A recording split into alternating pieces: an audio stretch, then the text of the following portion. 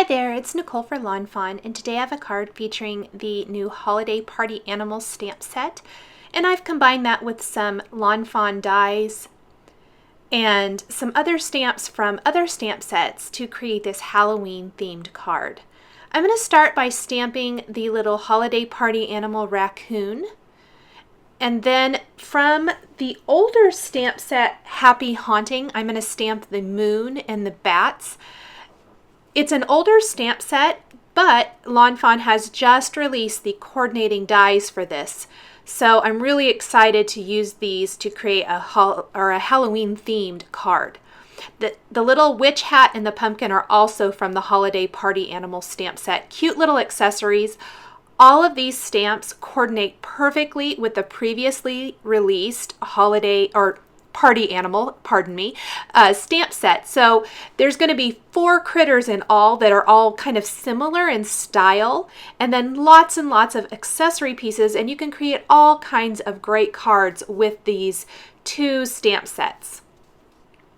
I am coloring in my images here with the Zig Clean Color Real Brush markers. The colors are shown in the upper left corner of the screen, the colors that I'm using here today.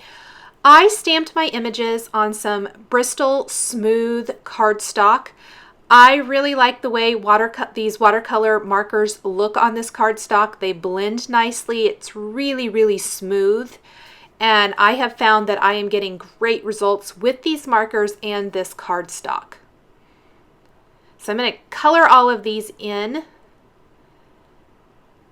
Very easy coloring, not a ton of shading or anything like that. Then I'll go ahead and die cut those with the coordinating Holiday Party Animal and Happy Haunting dies. I'm going to die cut an oval now from the watercolor paper.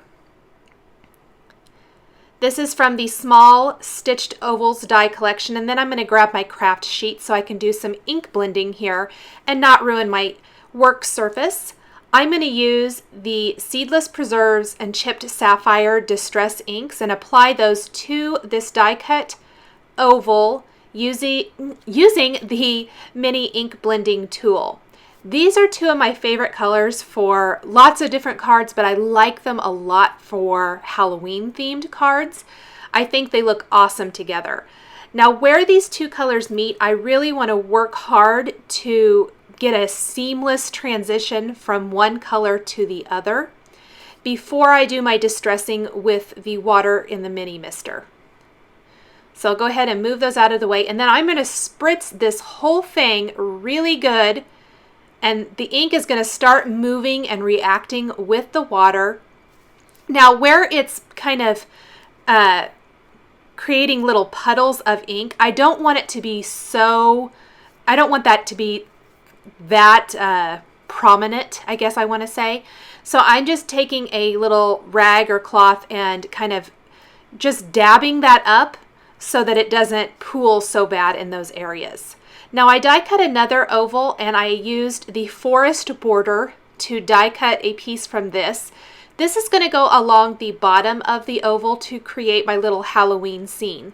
I'm inking up this border with the Black Soot Distress ink, and I'm just going to use this color of ink all the way across this to kind of give it a silhouette type of appearance along the bottom edge of my card.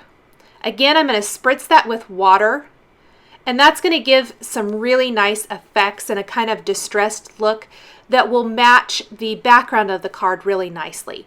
I'll set that aside, and then from the other side of that same oval where I die cut this forest border, I'm going to die cut another border using a Stitched Hillside border die. So use that same piece. I don't have to die cut another oval. I'm going to get 2 great borders from this same oval. And I will die cut this and ink it up with the Black Soot Distress ink. Do the same thing with the water in the mini mister and kind of let that sit and let all of this air dry really nicely. You could also zap it with a heat tool if you want to speed that up. I sort of prefer letting it air dry if possible. While those are drying, I'm going to take some black cardstock and using a large stitched rectangle die and that same stitched oval that I used for everything else, I'm going to die cut these together to create a frame for the front of my card that's going to frame up this oval scene. I am just addicted to these stitched oval dies right now. I like the whole look. It's something a little bit different, just makes a fun little frame.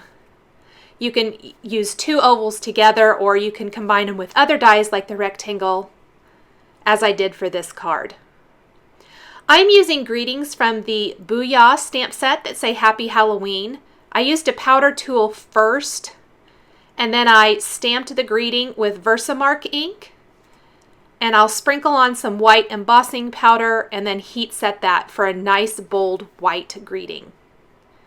I'm going to take my white card base and go ahead and attach one of these frames. I actually die cut 3 of these black frames to build up the frame here on the front of my card. And then I will replace the center piece with my inked background. And I'm having a little trouble getting it lined up, but there, I got it. I can go ahead and attach my 2 borders along the bottom edge then. So there's how that's going to look. Now, by adding 2 more black frames around the edge here, that's going to build up the frame so that it's even with the 3 layers I have going on in the inside of the frame, and I think that's going to look much nicer than if I only used 1 frame laying on the back of the card. I'll go ahead and attach my little raccoon, and I've got him decked out with a little witch hat and is carrying his pumpkin. I'll attach the moon and the bats kind of there in the upper left corner, and then I'm going to use the Wink of Stella clear glitter brush pen to add some sparkle to the moon. And I'll use the black gel pen to add detail to the eyes of the raccoon and the nose. And then I decided to go ahead and go over the stamping on the bats. It's going to give them a really nice kind of glossy finish by tracing over them with my marker. I'm going to just flip that around real quick and very quickly just go over these bats. It darkens up the bats as well, which I like a little bit. I think it just gives a nice finishing touch. Once I have that done, you could leave the card as is. I decided to add a sprinkling of Pretty Pink Posh sequins. I'm using some star sequins, some star confetti, and then some sparkling clear sequins, and I'm going to attach all of these with the Zotz Bling glue dots. These are teeny tiny glue dots, perfect for attaching small little embellishments or small little die cut pieces. Very small, and they are my preferred way of adding sequins to cards and projects. Thanks for watching this video showcasing the Lawn Fawn Holiday Party Animals stamp set and coordinating dies. The supplies I've used to create this card are listed and linked below the video on YouTube. Thanks for watching, and we'll catch you next time.